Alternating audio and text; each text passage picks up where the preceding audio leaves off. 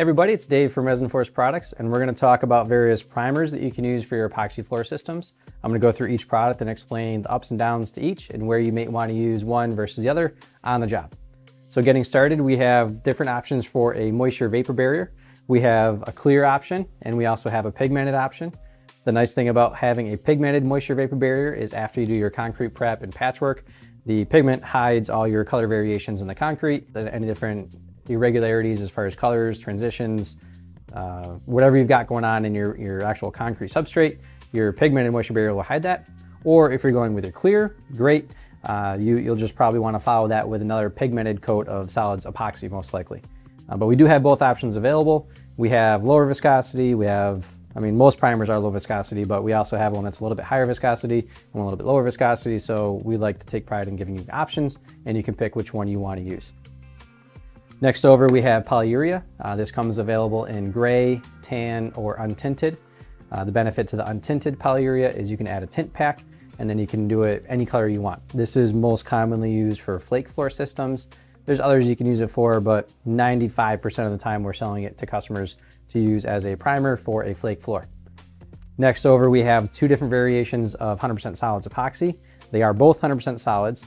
This one's going to be a little bit lower viscosity. This one's going to be a little bit higher viscosity. Again, options to the contractor. Some people like the lower viscosities. Some people like the higher viscosities. You can use this as a body coat, as a slurry coat, as a primer. You could even use that as a top coat, but it could amber if you're using it as a top coat. So you can do clear, you can do pigmented gray, tan, whatever you want.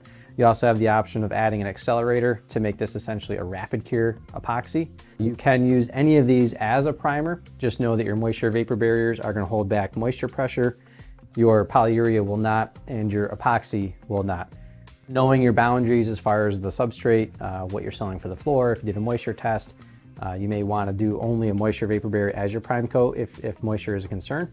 If moisture is not a concern, or it's an elevated substrate, meaning maybe there's like a basement underneath the room you're doing, and it's a commercial building, for example, you don't need a moisture barrier because it's just air underneath it. You can use polyurea or you can use epoxy, but all different options. When you're using clear, just know that anytime you do a clear primer, you're gonna have to follow with something solid pigmented to hide your color variations underneath it. Or if you're going pigmented, it's kind of a one and done deal. Now, coming back to where you might use different products. The pigmented moisture vapor barrier is something that a lot of contractors are flaking right into. That way you have some moisture protection, but it's a single coat system that you can just broadcast your flake right into as 100% broadcast. You can't really broadcast into a clear because you're gonna see the ghosting from the concrete coming up through the flake. Whereas if you use a pigmented moisture vapor barrier and you broadcast into that, then at least you have the solid pigment that's kind of hiding the variations of the concrete, and then you flake 100% broadcast into that, and then you just top coat from there. Another alternative is you can do a moisture vapor barrier, and then you can do 100% solids epoxy and then broadcast into the epoxy. That would give you more moisture protection, because if you're flaking right into your moisture barrier, you're actually technically penetrating that membrane and you're not going to have as much moisture protection.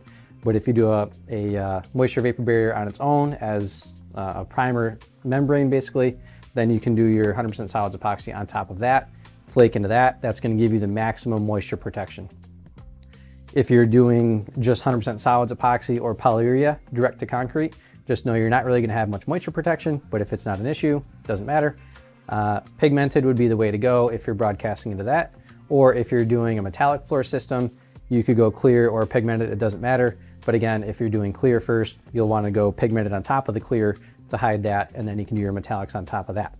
Another option, if you're doing quartz, whether it's a solid color broadcast quartz or multicolor decorative quartz, maybe a double broadcast, then your primer really doesn't matter because you're going to have multiple coats on top of that. So if you want to have your primer be clear epoxy or clear moisture vapor barrier, generally speaking, those more expensive floors, I would do a moisture barrier anyway, just as a safety net for yourself.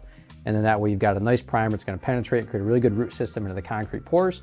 And then you're going to follow with various coats, pigmented with quartz, and then maybe a clear top coat or a pigmented top coat. But either way, that way you've got really good primer that's going to get a really good mechanical bond and chemical bond to that concrete.